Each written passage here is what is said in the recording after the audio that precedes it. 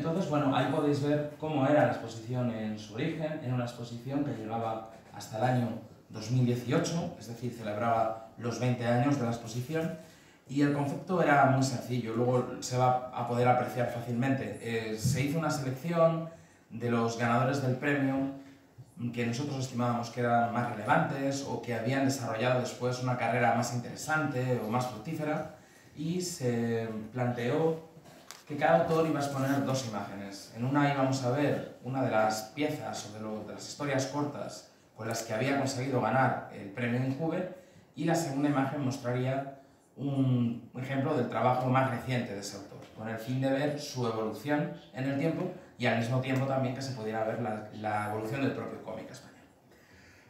Bien, si echamos la vista atrás, podremos ver que el cómic era un medio de mucha tradición en España. Si hay aquí españoles presentes, seguramente recordaréis obras como Mortadelo y Filemón, Zipizape o El Capitán Trueno, El Guerrero del Antifaz. Bueno, todos estos personajes que, sobre todo entre el final de la Guerra Civil y los años 60, tuvieron un gran peso sociológico en España. Fueron una forma de ocio realmente extendida entre los niños y las niñas españolas, en una época en la que tampoco tenían acceso a mucho más. Estamos en el contexto de la posguerra, evidentemente en España había muchísima pobreza y la mayor parte de las familias no podían permitirse demasiados lujos. Pero los tebeos, como se llamaban entonces a los cómics, eran un entretenimiento sumamente barato, que además se intercambiaban, se prestaban, se podían leer entre varios, perdón, de forma que se convirtieron en personajes muy populares. Esa industria estaba dirigida principalmente a niños, quizás a adolescentes como mucho, y estaba basada en los personajes populares y en los géneros tradicionales. Cuando digo géneros tradicionales me refiero a la aventura, a la ciencia ficción y, por otro lado, al humor, por supuesto, ¿no? Que era el gran baluarte de la que fue la editorial más grande de esta época, la más importante, que era Bruguera. Bueno, esta industria del cómic, que era muy lucrativa para los editores, no tanto para los autores, que trabajaban en un contexto de bastante precariedad, empezó a declinar a partir de los años 60. No es un hecho aislado, por supuesto, es algo que sucede en todo el mundo, en todas las industrias de cómic. Se puede ver, por ejemplo, en casi todos los países latinoamericanos donde el cómic ha tenido una fuerte presencia, desde México hasta Argentina. A partir de determinado momento, el descenso de la natalidad, sumado a la aparición de otras formas de ocio que compiten con los cómics, como la televisión y luego posteriormente todo lo que tiene que ver con el cine ya más comercial, con acceso de toda la población, y por supuesto posteriormente los ordenadores y los videojuegos, hace que los cómics vayan perdiendo poco a poco el rol que jugaban dentro de la sociedad y pasan a ser un nicho cultural de personas aficionadas a los tebeos. Por decirlo de otra manera, a partir de ese momento, los tebeos dejan de ser algo consustancial al hecho de ser un niño o una niña, dejan de ser algo presente, omnipresente en la infancia de todos los niños españoles, y pasan a ser algo de público especializado, algo propio de una serie de personas que conocen el medio, lo valoran, lo estudian, lo coleccionan, pasa a ser otra cosa muy diferente. Bueno, y en ese contexto, España queda durante un cierto tiempo al margen de toda una serie de nuevas corrientes de cómic de autor, con una intención más artística y con una orientación más adulta, que estaban empezando a surgir en Europa. En Francia, en Italia fundamentalmente, en menor medida en Reino Unido. El motivo es obvio. En España, hasta el año 75, Franco sigue vivo, estamos en el contexto de una dictadura y hay una fuerte censura a todo lo que provenga del extranjero. Del mismo modo que no se podían publicar ciertos cómics en España, tampoco se podían publicar ciertos libros ni tampoco editar ciertos discos. Pero la realidad es esa, la realidad es que toda una serie de grandes cómics para adultos de los años 60 y principios de los 70 a España no pudieron llegar hasta ya muerto Franco a partir del año 75.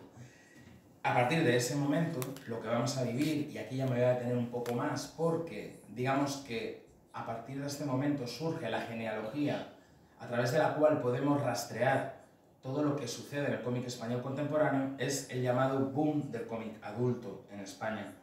Yo no sé si alguno de los presentes recordará algunas de estas revistas, pero son, bueno, revistas muy conocidas y muy vendidas desde finales de los años 70 hasta finales de los años 80. Una década larga en la que estas revistas popularizan y ponen al alcance del lector español toda una serie de obras extranjeras y nacionales que están acercándose al medio del cómic con una ambición muy diferente a la que estábamos acostumbrados a ver. Estamos ya en el contexto de una democracia incipiente todavía, en la que se podía publicar contenidos pues, bueno, para adultos, ¿no? Digamos, a veces con una cierta carga erótica, otras con una cierta carga política o con unas dosis de violencia que no eran las habituales en los tebeos para niños.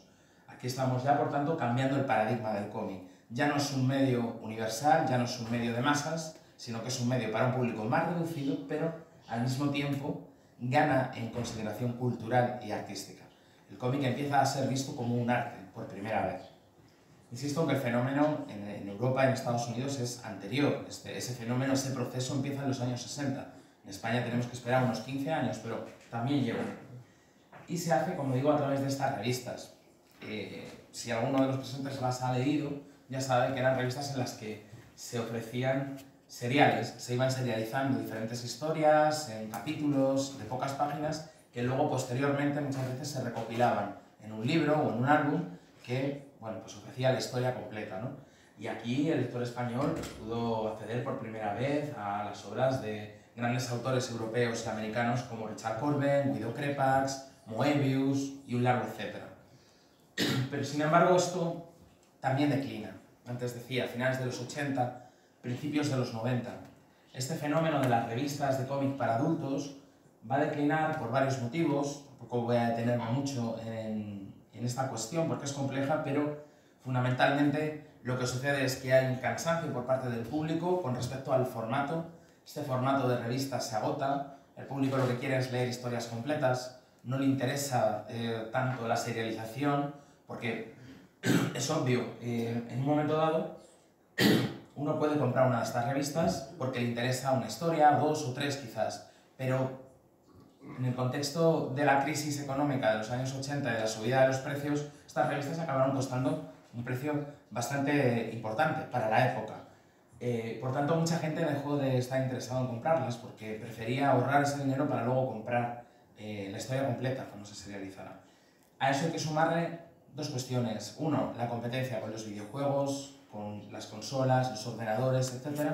Y por otro, la competencia dentro del propio sector del cómic con el cómic americano, fundamentalmente los superhéroes, y el manga japonés, que llega a España de manera masiva a partir de principios de los años 90, con, por ejemplo, Dragon Ball o Akira. Es a partir de ese momento cuando estas revistas se empiezan a cerrar, una detrás de otra, de manera que todo lo que se había construido hasta entonces demuestra haber sido muy efímero. A partir del año 95 aproximadamente, se da una situación muy complicada para el autor de cómic español, porque ya no tiene un espacio en el que publicar.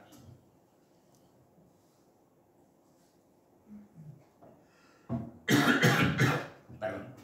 Estas revistas servían de campo de pruebas para muchos autores que empezaban a publicar pequeñas historias y luego poco a poco podían ser más ambiciosos. En el momento en el que desaparecen, los autores españoles se quedan sin oportunidades para publicar. ¿Qué hacen? Muchos abandonan el cómic para siempre. Grandes nombres de esta época dorada del cómic adulto desaparecen, se van a la animación, a la publicidad, al diseño, a la televisión, mientras que otros se marchan a trabajar a otros mercados, por ejemplo al mercado franco-belga fundamentalmente, ¿no? A Francia, a Bélgica, Italia, algunos. Y otros siguen publicando en España, pero lo hacen en revistas de mucho menor impacto, muchas veces revistas autoeditadas que se publican directamente buscando el mercado ya hiperespecializado de las librerías de cómics, no tanto los canales de difusión masivos que suponían los kioscos de prensa. Y en ese contexto llegamos a finales de los años 90. Esa década, muchos autores, tanto de cómic como autores teóricos, ¿no? Estudiosos del medio, la han calificado como desierto, ¿no? La travesía por el desierto del cómic español, de la que solo se empieza a salir tímidamente a finales de los años 90.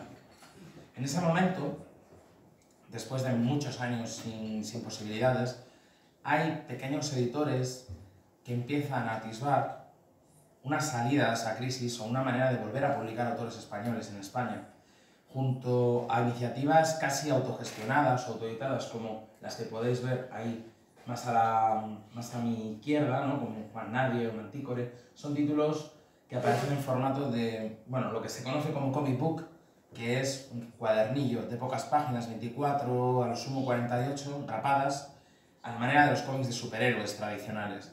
Son iniciativas muy modestas, en blanco y negro, con pocos medios, con tiradas muy cortas y con una escasa repercusión en el mercado. Pero al mismo tiempo hay editores, como por ejemplo, y los menciono porque van a ser muy importantes para los primeros años del premio de Injuve, tenemos The Ponent, tenemos Sin Sentido, tenemos unos pocos años más tarde, ya en 2002, Astiberri. Son nuevas editoriales que van a intentar volver a publicar autores españoles, pero lo van a hacer no en el formato de la revista, que se considera agotado y sin salida comercial, sino en formato de libro. Y esto va a ser clave, porque a partir de ese momento el mercado español se puede empezar a recuperar, no volviendo a modelos del pasado, sino yendo a un modelo de futuro, que es el de la novela gráfica.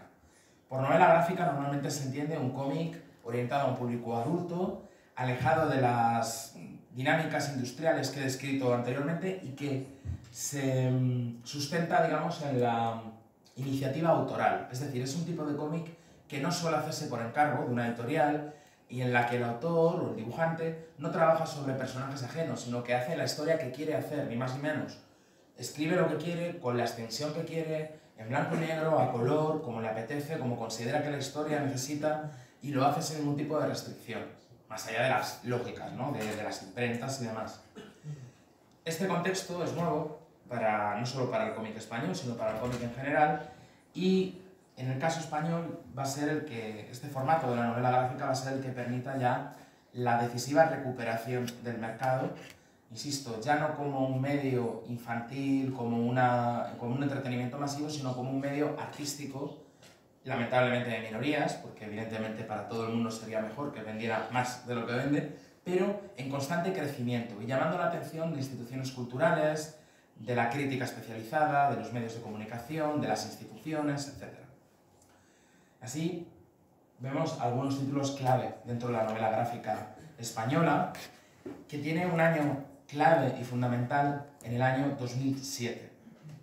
En ese año suceden muchas cosas, las más importantes de las cuales yo creo que son, por un lado, la publicación de Arrugas y María y yo, estos cómics que podéis ver más a mi derecha, Arrugas de Paco Roca y María y yo de Miguel Gallardo, son dos obras fundamentales para la novela gráfica española, fundamentalmente porque consiguen algo que hasta entonces no había sido fácil conseguir, que era llegar de nuevo al gran público. Es decir, a ese público no especializado, no lector de cómics, que desconoce toda la historia del medio, toda su tradición, que seguramente leyó cómics cuando era niño, pero que ya hacía muchos años que los había dejado olvidados, y que gracias a Arrugas o a María y yo descubrieron que el cómic podía ser un medio totalmente válido para contar cualquier tipo de historias, exactamente igual que la literatura o que el cine. Y gracias a eso, estas historias, por cierto, la de Arrugas trata de Alzheimer, mientras que María y yo es una especie de diario dibujado en el que el autor cuenta la manera en la que se relaciona con su hija autista, María. Son obras que demuestran muchas cosas. Para empezar, que el cómic puede ser un medio adulto, como decía. Para continuar, que puede tratar temáticas de no ficción, es decir, no hace falta que el cómic trate de una aventura, ni sea de fantasía ni de ciencia ficción, sino que se puede abordar una temática tan compleja como el autismo desde el cómic. Y después también demuestra que el cómic, el dibujo, es una extraordinaria herramienta de comunicación para llegar a todo el mundo y para explicar temas y conceptos complicados, complejos, con muchas aristas, de manera sencilla y de manera que llegue a la gente. Luego, bueno, se van publicando a partir de ahí muchas más obras que van rompiendo poco a poco ese prejuicio hacia el cómic que para entonces tenía la sociedad española, como por ejemplo El arte de volar, de Antonio Altarriba y King, publicado en 2009, una historia histórica en todos los sentidos, que es una obra que trata básicamente todo el siglo XX español a través de la figura del padre del guionista, Antonio Altarriba. Pero decía que en el año 2007 pasaron muchas cosas. También pasó otra muy importante, y es que en España se crea el Premio Nacional de Cómic, otorgado por el Ministerio de Cultura. El Ministerio da premios nacionales a todas las disciplinas a lo largo del año, no sé si son ahora mismo 20 y tantas disciplinas, una cosa así. En el año 2007 incorporó el cómic y eso supuso un respaldo importante para el medio, para el sector, porque de alguna manera se igualaba con la literatura, con la fotografía, con la poesía, con la danza, con las artes escénicas, y eso respalda un poco el crecimiento posterior que va a tener el cómic español, que desde ese momento, desde el año 2007, ya han pasado casi 15 años, va construyendo un mercado más o menos sólido, con sus altibajos, con sus crisis. No podemos olvidar que un año después de todo esto que acabo de contar, estalla una crisis durísima en 2008 que en buena medida cercena las posibilidades de crecimiento del mercado del cómic en España. Sin embargo, ahí sigue. Y por ejemplo, podemos decir que durante la pandemia ha sido uno de los mercados, dentro del mercado editorial del libro, es uno de los sectores que más ha crecido, el del cómic. También por otra serie de fenómenos, como por ejemplo el boom del manga que se vive ahora mismo en España, pero el cómic español sigue creciendo poco a poco.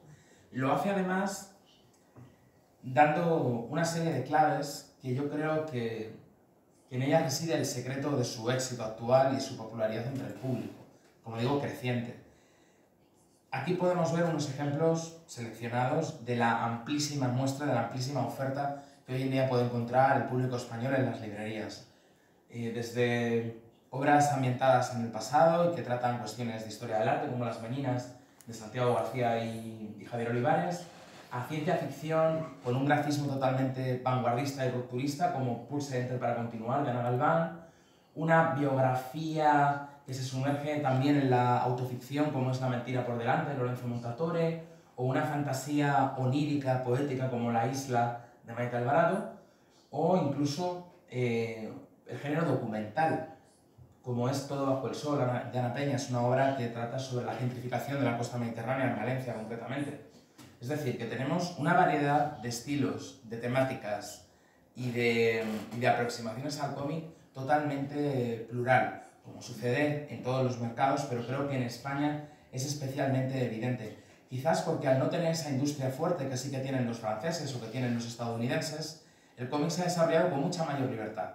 Es verdad que hay pocos autores que puedan vivir en exclusiva de su trabajo en el cómic, porque las ventas todavía no lo permiten, pero sí que es cierto que gozan de una grandísima libertad, que les ha permitido desarrollar estilos totalmente personales, que no se han tenido que ceñir a ningún estilo mainstream ni a ninguna directriz de mercado, ¿no? Como podemos ver aquí, hay para todos los gustos. Yo siempre digo, cuando hablo de cómic en cualquier sitio, siempre digo que no puede ser que hoy en día alguien diga que no le gusta el cómic, porque estoy seguro de que va a poder encontrar un cómic que le va a gustar, que le va a interesar el tema, que le va a llamar la atención el dibujo, o que le va a interesar cómo está contado. Porque el cómic no es un género, ni es una manera de contar, simplemente un lenguaje, y como tal se puede articular de formas radicalmente diferentes, ¿no? En según qué casos. Y eso es lo que tenemos hoy en día, un mercado totalmente plural y variado, lleno de autores y de autoras muy interesantes. Es especialmente remarcable, luego lo vamos a ver arriba, cómo han ido rompiendo cada vez más límites, sobre todo las autoras jóvenes, es muy curioso.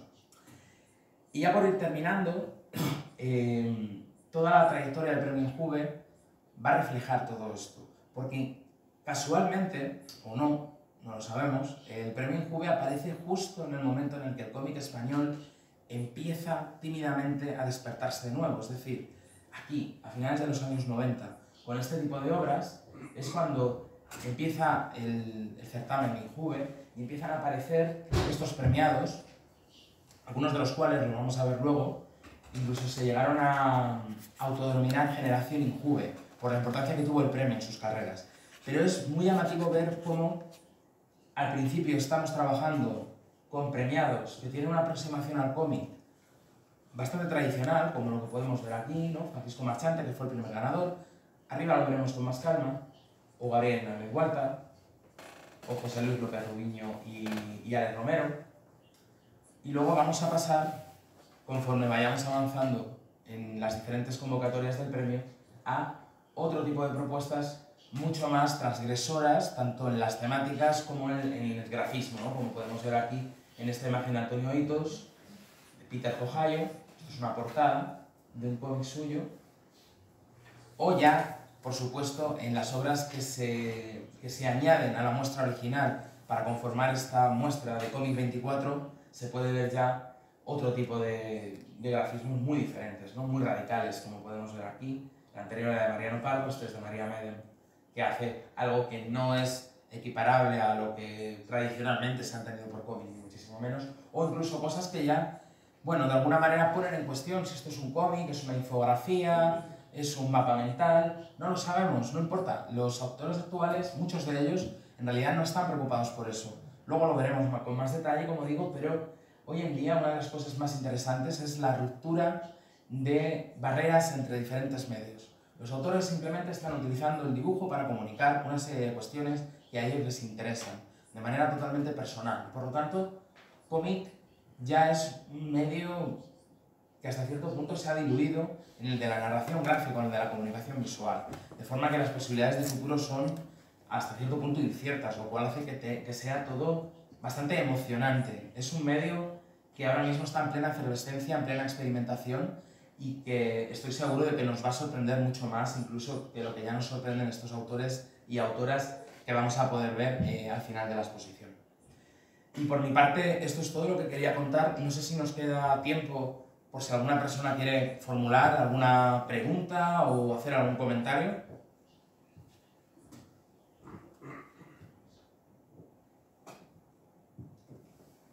Si no, subimos, ¿no? ¿Sí? Bueno, pues si no hay ninguna pregunta, os doy las gracias a todos. Arriba en la exposición podemos charlar. Exactamente. Contigo. Ahora haremos la visita guiada y podréis preguntarme lo que queráis. Muchas gracias. Gracias.